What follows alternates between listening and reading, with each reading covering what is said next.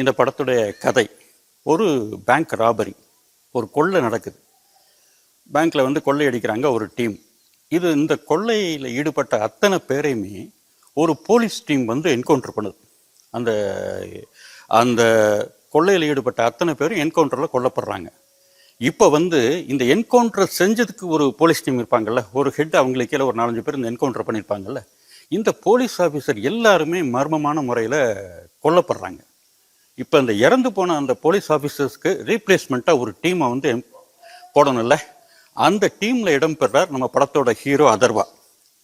இவர் என்கவுண்டருக்கு அந்த புது டீமுக்குள்ளே வர்றாங்க. புது டீமுக்கு அப்புறம் வந்து அவங்க வந்து அப்பாயின்மெண்ட் ஆர்டர் கொடுக்கல. அந்த குறிப்பிட்ட நேரத்தில் வந்து அந்த குறிப்பிட்ட ஒரு பீரியடுக்குள்ளே வந்து அவங்கள வந்து ஒரு பேட்ரோல் மாதிரியான ஒரு இடத்துக்கு, ஒரு குப்பை மாதிரி ஒரு இடத்துக்கு அன்னைக்கு நைட்டு காவலுக்கு அனுப்புகிறாங்க. அங்கே நடக்கக்கூடிய மர்மமான சம்பவங்கள் இதுதான் இந்த படத்துடைய திரைக்கதையாக விரியுது. ஆக நான் ஏற்கனவே சொன்ன மாதிரி ஒரு வலிமிகுந்த சூழ்நிலை ஒருத்தனை வந்து ஹீரோ ஆக்குது, இன்னொன்று வில்லன் ஆக்குது.